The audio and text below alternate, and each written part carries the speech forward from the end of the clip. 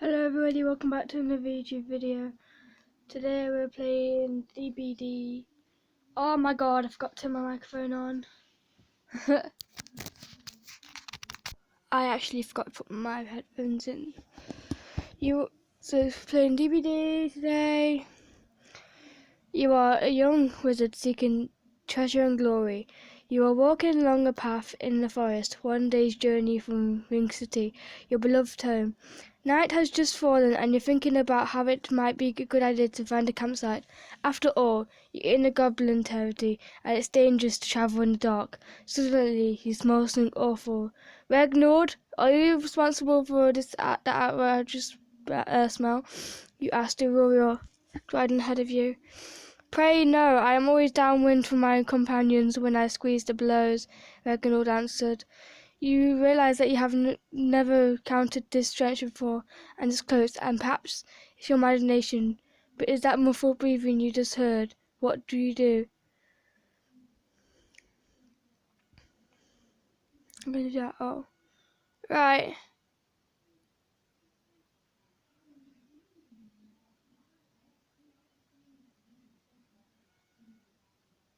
Right, okay. It is an ambush, you shout.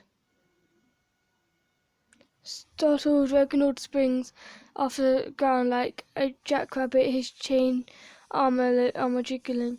Just then, out of bush rushed several snarling goblins, their eyes glowing green in their murky darkness. They charged with their short spears. With an acme sword and a flourish of one hand, you send a bolt of fire into the leader of charge, who drops to the ground, fashioning flames. Reginald hacks down another with his sword. The remaining three run away, whooping and yipping. Their cries are joined by others from the dark forest. All around you, many calls from far too many goblins to fight toe to toe. It's a hunting party, probably tracking a wild game. We humans are delectatory, much more better than mutton, Reginald says. You regard the two dead goblins on the ground. Dead goblins are worth 10 gold pieces per head in the city. Luckily, you don't need to hurry the heads round. The city authorities will accept their left ears. What would you do? Get the ears, you exclaim, as you pull out your razor-sharp dagger from your belt. For a second, your sometimes slow-witted warrior's sidekick doesn't understand you, but as you start sawing away at the first ear, he gets the ideas and fishes out his own dagger. Soon you have a bloody goblin ear stuffed into your pocket, and Reginald has one of his own. Nasty, very.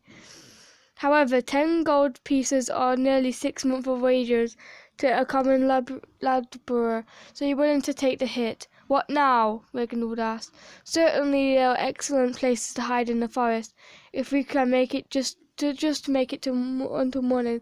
True, the goblins may have dogs, and their own sense of smell is keen, you say. We might climb a tree then, that would at least be defensible, Reginald suggests. You wish to be tread like a fox, with goblins barking underneath. If you were at a position that this is defensible and allows some freedom of movement when we should hasten to Castle Inverness, it is near, and we should fortify ourselves behind those walls. You frown. It is a fortress, yes, but inhabited by what? God knows. What has made characters that have taken up the residence in the ruins over the years? Castle Inverness is near. Let us take refuge behind the stone walls. Goblin hunting calls echo from the forest as the two dash up the path until 100 meters or so, where you find a path of fork in the road. The path to the right appears to be seldom used since it's nearly overgrown. A path to the left is clear, and you think of firelight down that. Could this fire belong to the goblins, or if you're lucky, is it the campfire of another friendly adventure party? Castle, never questioned the wizard. Enough foolishness to the castle. Inverness and blessed wars. Reginald raised his fist. Yes, may their puny bodies break against our stone defences. After a minute of stumbling down what is the best described as a game trail, you see the shadowy husk of the ruin in the moonlight ahead. Unfortunately, the battle cries of your punishers are closer than ever. When you look back over your shoulder, you see their glowing eyes. The two of you turn on a burst of speed, and soon the outer wall of the castle looms before you. It is about 10 feet high and crumbling. You realize with horror there are no holes in the side large enough to fit through. Meanwhile, Reginald, a faster runner than yourself, has disappeared around the north corner of the wall. A short spear whistles past your head. You look back and see at least 4 of the little beast. What do you do?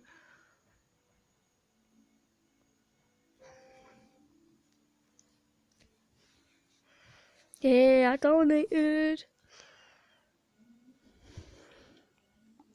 Die, filthy vermin! You shout as you turn to face your punishers. They are not far behind you, and you have to wait a few seconds before they are in range. You shout the spell trigger word, and a gout of flame erupts from your outstretched hand, engulfing 4 goblins. They scream shillily for a moment, and then fall silent as their flaming bodies crumble to the ground. No more goblins are visible, so you run to catch Reginald as you round the north side. You see him above a section of partially crumbled wall. He helps you scramble over the top and onto rotten gangplank. He grins at you and nods in the direction you came from. God, you have stuck terror into that advanced party. However, they will call for reinforcements. We have a wall. The question remains, can we hold it? We could go in, you point to the castle, keep beyond the courtyard. The castle is 3 stories tall, or at least it has been, for most of the top floor collapsed. The second story is barely any better. The fortress is as lifeless as still as a painting. Nevertheless, you wonder if anyone was looking back at you from the dark arrow silts at the first floor. What do you suggest? Gods know what's in that castle. Let us fight only for one enemy at a time, you say. Soon the forest around you is dotted with glowing sets of eyes. It is difficult to count them as they appear and disappear behind the trees, but you guess there are 20 or more. Surely they are attacked from the sides at once, says Reginald, and they can see at night like we can in the day. You consider the long dry grass of the courtyard below with some lamp oil. You start a fine bush fire down there.